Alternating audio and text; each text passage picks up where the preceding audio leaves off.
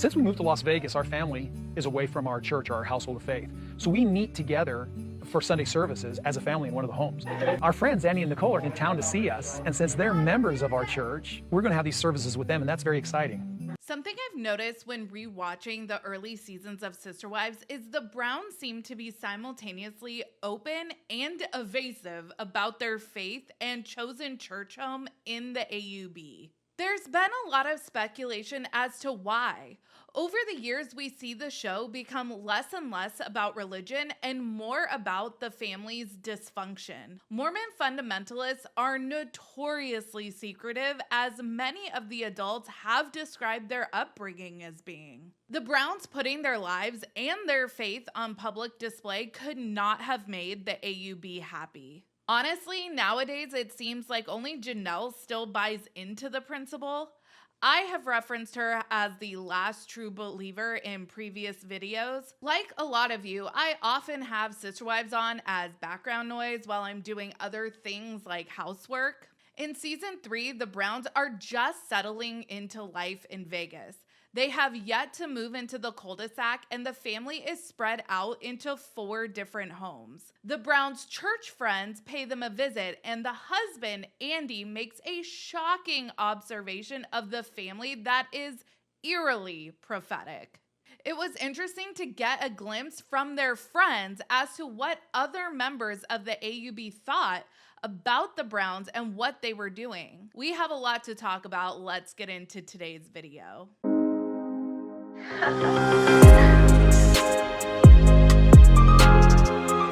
Hey everyone, what's up? It's Sarah and welcome back to my channel. Let's set the scene. The year is 2011 and the newly public neighborhood polygamists, the Browns, have fled Utah with barely the clothes on their backs to try to get out of the crosshairs of the big bad Utah legislature.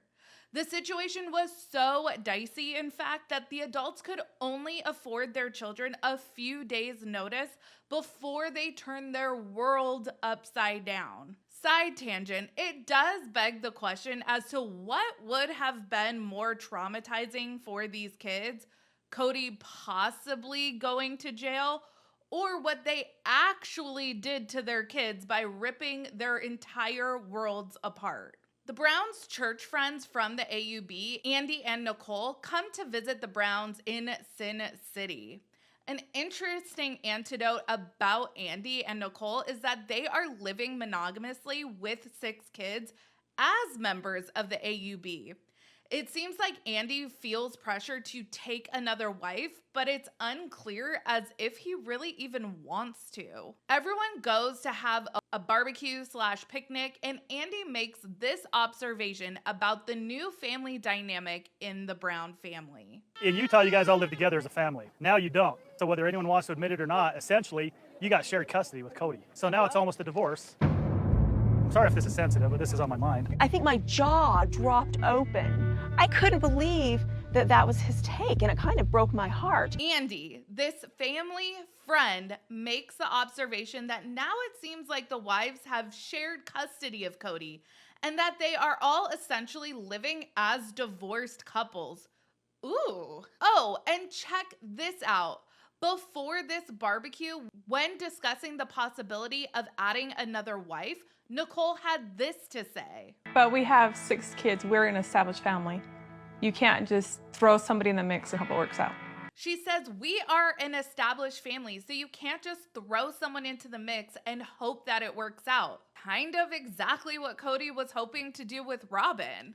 It seems like Andy and Nicole are voicing concerns that maybe Mary, Christine, and Janelle couldn't. On the one hand, it's validating and refreshing to know that other people in their lives, fellow members of their church even, saw this move and addition of Robin into the family for what it was, detrimental. On the other hand, it's frustrating to go back and see instance after instance of people telling the Browns all of these big life changes are not advisable, and the wives corralling their kids to follow Kody off a cliff against their better judgment. I go to bed with her every night. When I enter the principal, I've now cut my family in half. Tell me again how that is multiplying love, Kody. Kody actually turns to him and says he gets that this doesn't appeal to most people. Andy retorts, "Does it to anyone?"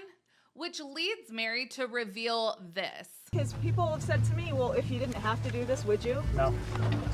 Probably not. I don't know. But because of my faith and because I believe that this was going to bring me closer to God, that's why I chose it. But I would do this all again because of love. Andy and Mary both agree that if they didn't have to live like this, they probably wouldn't. Kody is still touting this lie that he would do this all over again because of love, which we know to be bullshit now. But all the other adults seem to also come to the consensus that it is the principal that calls them to live this lifestyle. And if it wasn't for their faith in the principal, then they probably wouldn't choose this lifestyle. It's actually really sad to witness people choose to live a lifestyle that goes against their core values on how they would like to live their lives because they think that that is what God wants them to do. Personally, I don't believe God wants to see us suffer unnecessarily, but that is my opinion. And not only are these adults subjecting themselves to misery, but they are also subjecting their children to it. The Browns' friend Andy calls them out for essentially voluntarily breaking up their home. They are now coordinating their lives and co-parenting very similarly to how divorced people go about raising kids together. I mean, he's not wrong in his observations. I think it was also really telling for this whole underlying reason for why Andy has not entered the principal himself was that he has an established happy life with his one wife and 6 kids, and you can't just involve a new person haphazardly. It's like they were calling out the Browns without necessarily realizing they were calling them out. Kody married his original 3 wives before any kids were born. Clearly, Kody didn't really think through adding Robin to the family and the ramifications it would have on his kids and other wives. It is amazing to see people that were literally in their lives at that time that they were making these decisions, pointing out just how much of a mess the adults were making of their lives. It's astonishing, really. As always, let me know your thoughts. Make sure you like this video, subscribe to my channel, follow me on Instagram, Twitter, and Threads at Reality Squad. Join us in the Facebook group if you would like. The link will be in the description of this video. Have a good one, everyone. Take care. Much love.